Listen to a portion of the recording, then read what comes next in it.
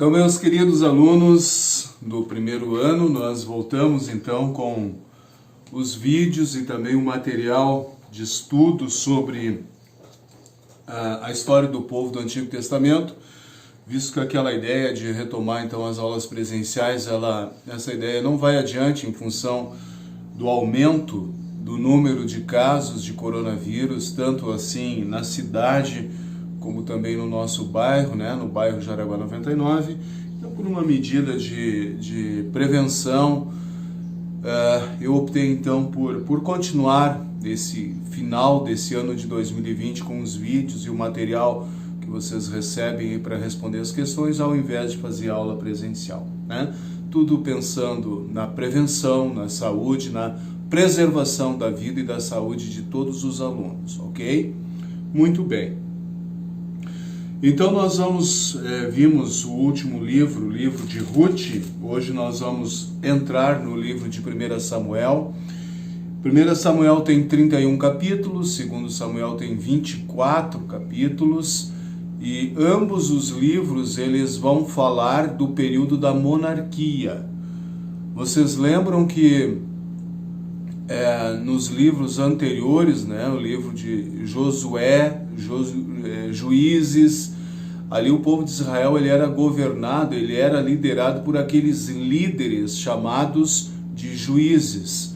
A partir de Samuel vai acontecer a transição. Samuel ele é o último dos juízes. A partir do livro de 1 Samuel, então o povo vai pedir e Deus vai conceder um rei, um monarca. Lembrando que o Brasil também teve o período da monarquia, assim como outros países ainda hoje possuem os seus reis, né? Um exemplo disso é a Inglaterra, né? A Inglaterra possui a rainha da Inglaterra, hoje é a rainha, né? Rainha da Inglaterra, assim como outros países também possuem os seus monarcas, os seus reis. O Brasil teve Dom Pedro I, Dom Pedro II, e assim então é a história de 1 Samuel. É a transição do período dos juízes para a monarquia, o começo da monarquia. E Israel, enquanto país, vai ter 3 reis. Isso é importante que vocês entendam. Quem são eles? Na ordem: Saul, Davi e Salomão. Israel como país, como nação única, porque depois ela vai se dividir, depois de Salomão. Mas Israel enquanto país, ela possui esses 3 reis: Saul, Davi e Salomão. E essa história maravilhosa que a gente vai analisar, então quero que vocês abram a escritura, 1 Samuel, e acompanhem os detalhes que eu vou colocar aqui para vocês, ok? Nosso momento de oração, como sempre o fazemos, junta a mão, fecha o olho. Querido Deus, bondoso Pai Celestial, nós te louvamos e te agradecemos, porque podemos mais uma vez estar sintonizados contigo através dessa ferramenta virtual, onde queremos estudar a tua santa palavra através desse vídeo, olhando hoje o livro de 1 Samuel. Abençoa, Senhor, a nossa reflexão, nosso estudo, guarde nossas famílias, pessoas que nós amamos e queremos bem. Livra-nos dos problemas que envolvem a Covid, o novo coronavírus. Permita-nos, Senhor, logo encontrarmos uma vacina, um remédio, para que esse problema seja superado. Abençoa-nos, Senhor, com o teu poder. Em nome de Jesus, Senhor e Salvador. Amém. Abra então o livro de 1 Samuel, nós vamos olhar alguns detalhes sobre esse livro. Quem é o autor de 1 Samuel? Não sabemos, né? Ele não descreve quem é o autor. Não se sabe ao certo quem escreveu então esses 2 livros, 1 Samuel e 2 Samuel. Há várias teorias, versões, mas nada confirmado. O certo é que o livro está aqui, ele é a palavra de Deus e ele tem uma história fantástica, riquíssima, acerca da configuração do povo. Tudo começa então com esse casal, Ana e o seu marido Eucana, né? O capítulo 1, versículo 1 vai dizer a referência. Então, havia um homem da tribo de Efraim. Efraim é filho de quem? Né? Efraim é uma das 12 tribos, mas Efraim é descendente de quem? De José. Lembra que José teve lá no Egito 2 filhos, né? Manassés e Efraim. Efraim é da descendência de José, o mesmo José que foi vendido pelos irmãos, aquela história toda que nós já vimos, ok? Então, esse homem da tribo de Efraim, descendente de José, chamado Eucana. E Eucana, ele tinha 2 mulheres, diz o versículo 2, Ana e Penina. A Penina deu filhos, ela tinha filhos, mas Ana não tinha. Então, a diferença entre as duas, né? Ana não podia ter filhos e a Penina tinha filhos. E justamente por isso, a Penina, ela vai tratar mal a sua concorrente chamada Ana, né? Ela vai menosprezar a Ana, por quê? Porque ela podia ter filhos e a Ana não. A Ana, ela não vai entrar nessa onda, ela não vai brigar com a Penina, né? Ela vai, obviamente, sofrer com isso, vai ficar triste, mas um detalhe muito interessante na Ana é que ela vai se direcionar a Deus, pedindo a Deus que lhe conceda um filho. Isso vai acontecer a partir do versículo 9, então ela vai orar, vai pedir, inclusive chorando muito, diz o versículo de número 10, né? E vai pedir, então, que ela seja abençoada com um filho. É isso que a Ana vai pedir.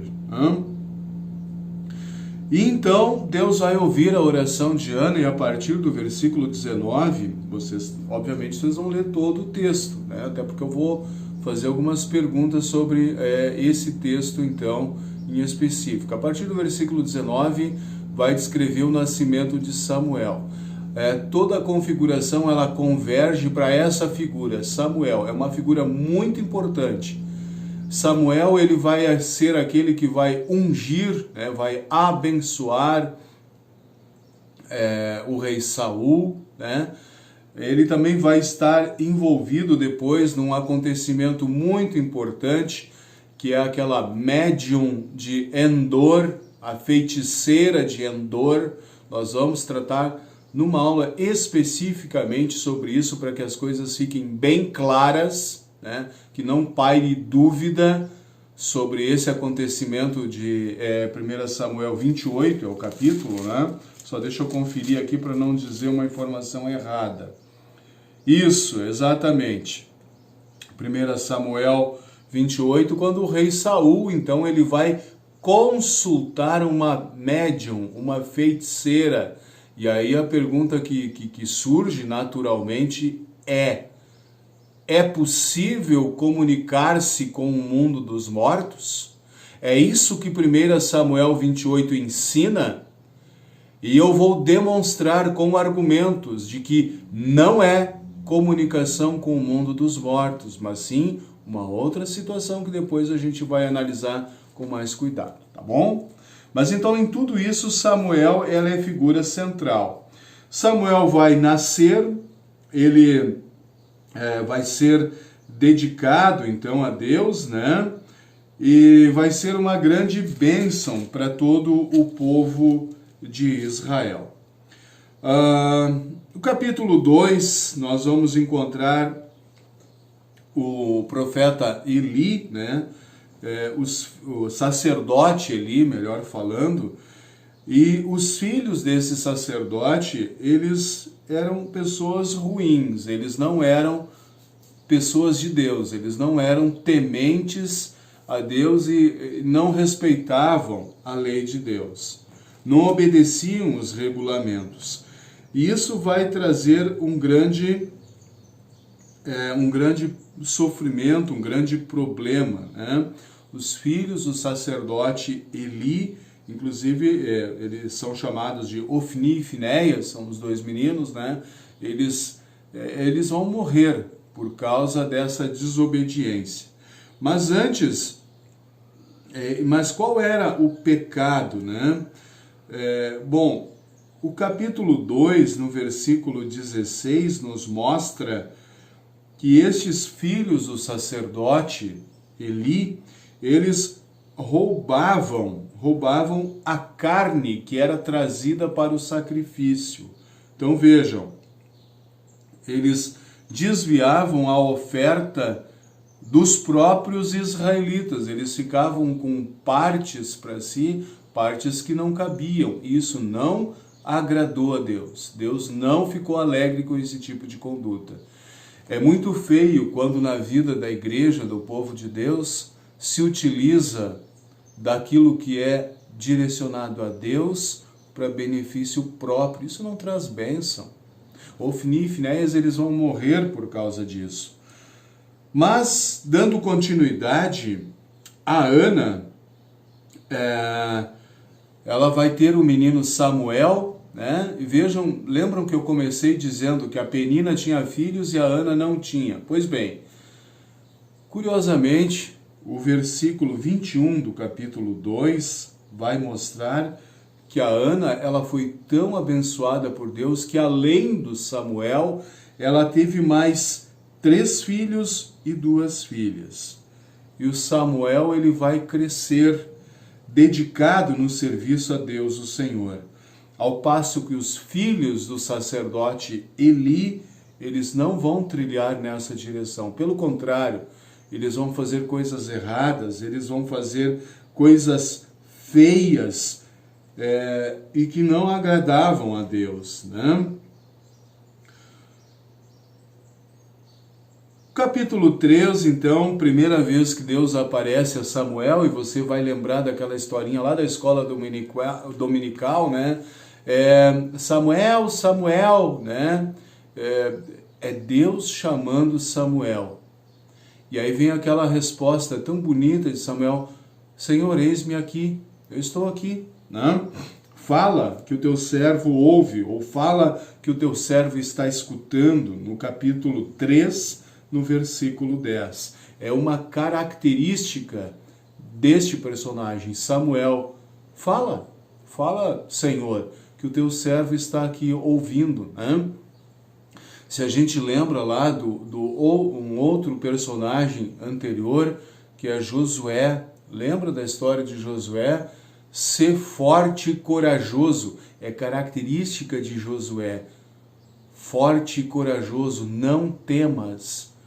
Característica aqui de Samuel, então, fala, Senhor, o teu servo está aqui, ele está ouvindo. Então, quando Deus aparece a Samuel, ele transmite a mensagem de que castigará a família de Eli, os filhos de Eli, por causa das coisas más, as coisas erradas, as coisas feias que eles estavam fazendo, né? E isso de fato vai acontecer logo adiante, mas antes disso, nós vamos compreender no capítulo 4 que os filisteus, eles vão roubar a Arca da Aliança. Você lembra o que tinha dentro da Arca da Aliança? Lembra dessa aula? Tinha algo bem importante dentro da Arca da Aliança, né? Você lembra? Isso, exatamente. As 2 tábuas de pedra dos 10 mandamentos. Então, no capítulo 4, vai acontecer a tomada da Arca da Aliança, e nesse capítulo 4 também, no versículo 11, vejam aquilo que estava sendo profetizado antes, a morte dos 2 filhos do sacerdote Eli, né, o Ofni e o Finéias. Capítulo 4, versículo 11 diz assim: Então os filisteus tomaram a arca de Deus, e Ofni e Finéias, os filhos de Eli, foram mortos. Os filhos de Eli foram mortos. E agora, na sequência, também, a morte do pai, do sacerdote Eli, né? vai acontecer então a morte do sacerdote Eli, lembrando que Eli foi líder então por 40 anos, é o que diz no capítulo 4, no versículo 18. Eli foi líder do povo de Israel 40 anos. Muito bem. O capítulo 5 vai nos mostrar que a Arca da Aliança então esteve no território dos filisteus. Filisteus na área da praia ali do mar Mediterrâneo, no litoral do Mediterrâneo, né?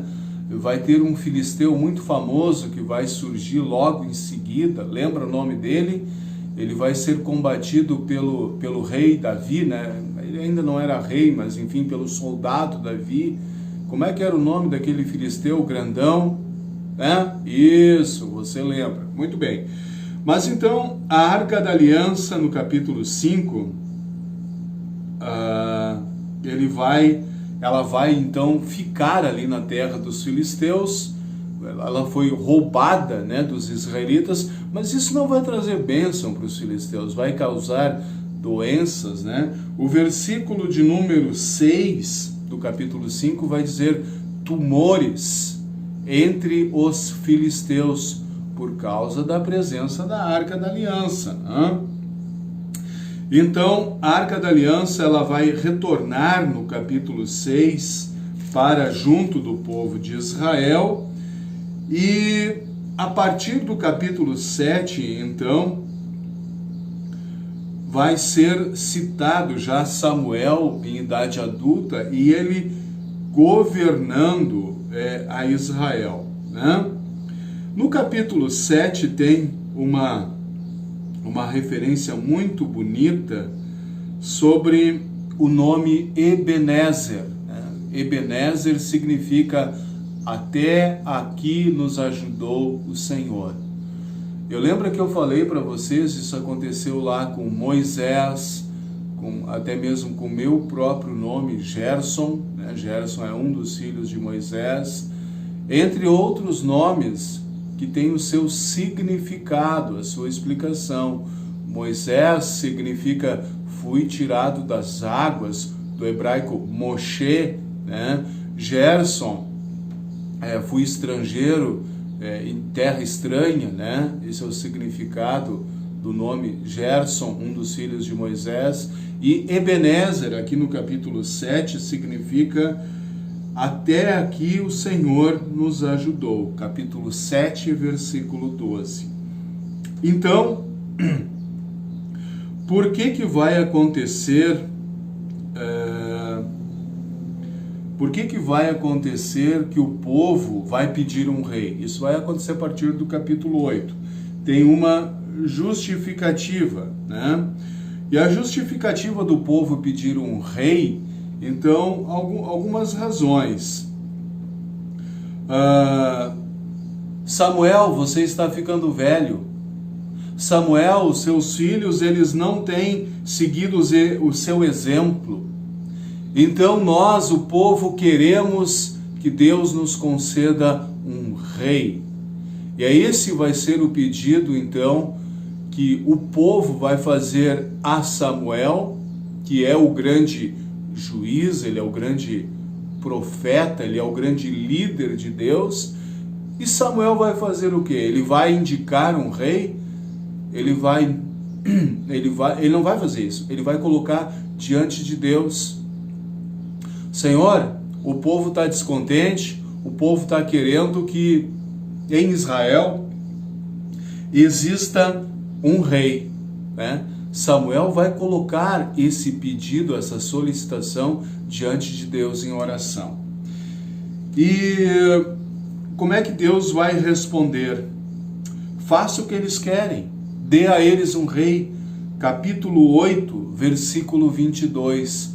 Mas antes, Samuel, explique ao povo que ter um rei implica em várias obrigações: impostos, sustentação, exército. Tudo isso implica, no caso de uma monarquia, no caso de ter um rei. Então é isso que vai acontecer. O capítulo 8 vai tratar disso de uma forma muito clara, né, com as suas responsabilidades. Olhem, por exemplo, o capítulo 8, versículo 14. O rei tomará de vocês os melhores campos, as plantações de uvas, bosques de oliveiras, e dará isso aos funcionários para que a estrutura, né, seja mantida. Ter um rei implicava em obrigações. Participar de uma congregação, de uma igreja, também tem suas implicações. As coisas não se sustentam por si. É necessário sempre o envolvimento do povo. Querem um rei? Vamos ter que manter esse rei. Queremos o serviço de uma congregação? Vamos ser responsáveis por isso. No que tange as nossas ofertas, a nossa participação, ao nosso envolvimento, para que a estrutura também de uma congregação seja mantida. Isso é muito importante. Você está no primeiro ano do ensino confirmatório. Daqui 2 anos você provavelmente será confirmado. Você se tornará um membro comungante da comunidade do Redentor. Desde já, comece a refletir sobre a sua obrigação, as suas obrigações como membros de uma congregação. Mas nós estamos aqui falando sobre o pedido do rei. No capítulo 9, vai ser contado o relato de como Saul será conduzido então como rei de Israel. Como é que Saul vai ser escolhido, como que ele vai ser ungido, né? E qual é a característica de Saul, que é o primeiro rei de Israel.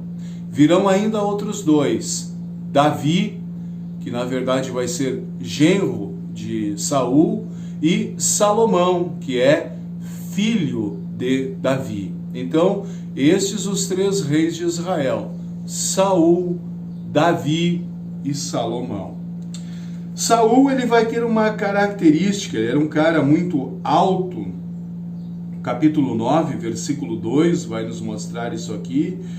E no capítulo 9, né, nesse mesmo capítulo, no versículo 3, vai acontecer algo inusitado.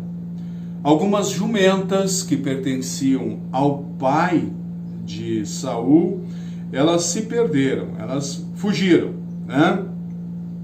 E o Saul, então, ele vai ser encarregado de encontrar essas jumentas, e é nesse contexto que acontece a unção, a bênção sobre Saul como o primeiro rei de Israel. E quem vai conduzir essa bênção, né, vai ser o profeta Samuel. Por isso é que eu disse, Samuel, ele é uma figura muito importante dentro do todo, tanto do primeiro livro de Samuel. O segundo livro não, porque ele já vai morrer, né? Ele não vai fazer parte do segundo livro. Mas o primeiro livro de Samuel, essa figura, o profeta Samuel, ele é muito importante.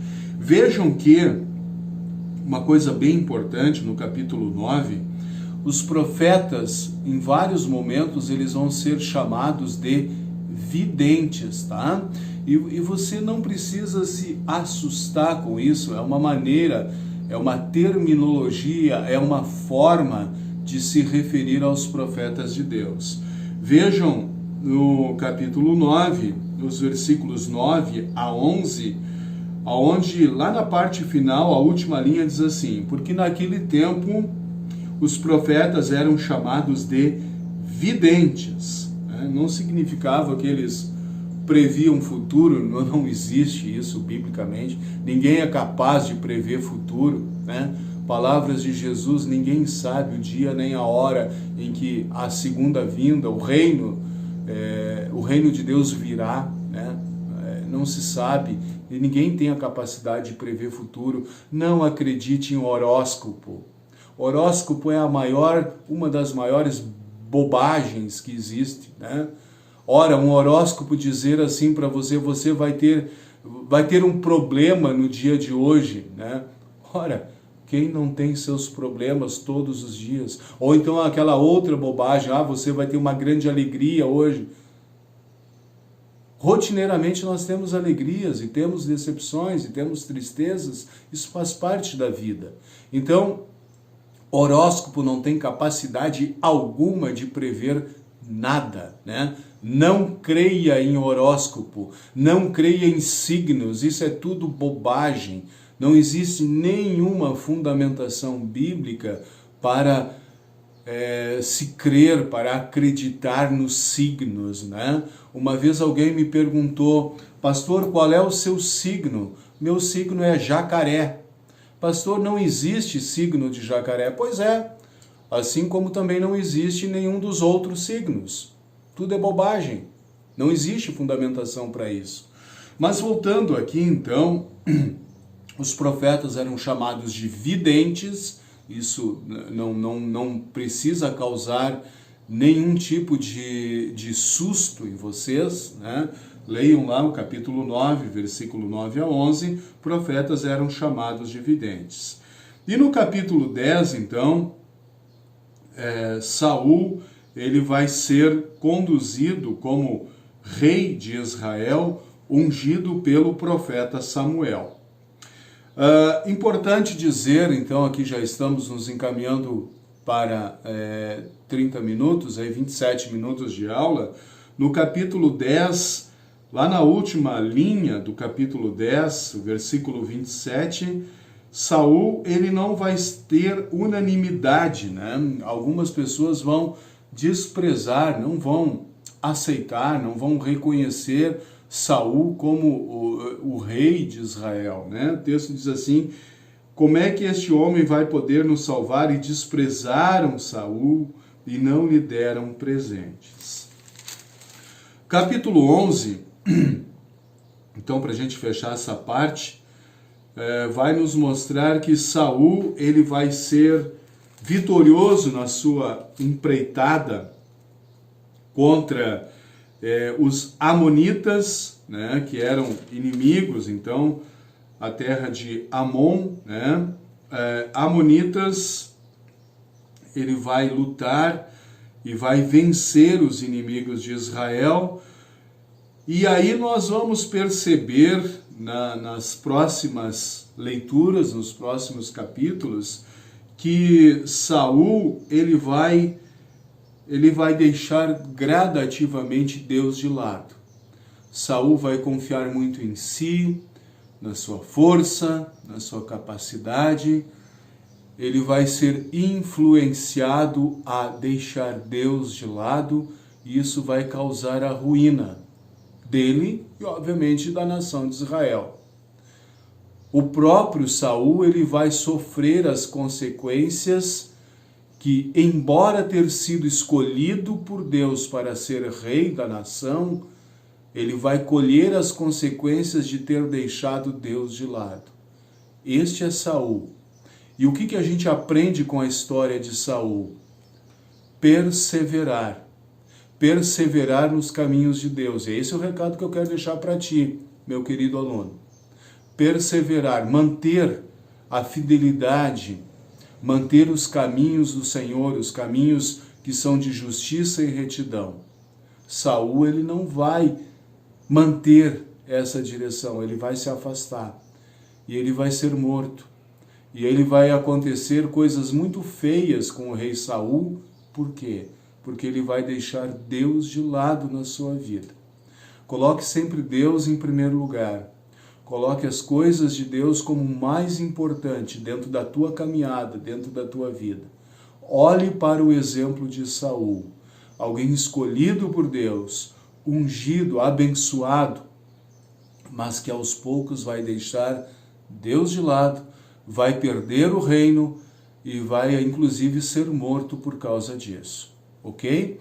Próxima semana nós continuamos, então eu vou em seguida enviar o material escrito para vocês.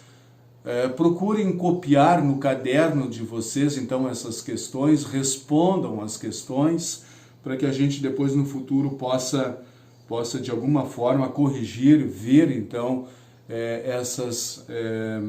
essas respostas, tá? Não precisa tirar fotografia como a gente estava fazendo, apenas responda as questões. Eu confio que vocês vão fazer isso.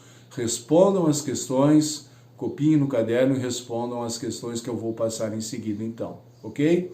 30 minutos de vídeo, tá um bom tempo já, para não se tornar muito maçante. Desejo então a todos um maravilhoso final de semana, lembrando que ontem tivemos culto, né? Quinta-feira, dia 12.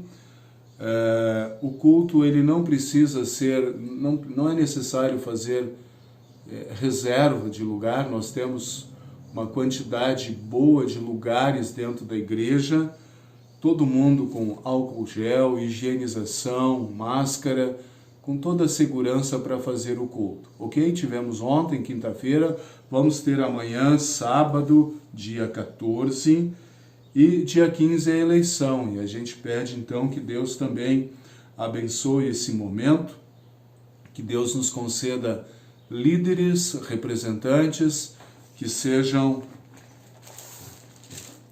fiéis, fiéis à Bíblia, fiéis à palavra de Deus, líderes que sabem dobrar o seu joelho e reconhecer o Senhor Deus como Deus Todo-Poderoso. Que Deus também abençoe o nosso município, Jaraguá do Sul, nesta direção, concedendo-nos, dando-nos líderes que sejam fiéis à palavra que é do Senhor. Bom final de semana, dentro do possível participem dos cultos. O culto neste final de semana, amanhã sábado então, 19h30. Ok? Grande abraço, Deus abençoe e guarde todos vocês.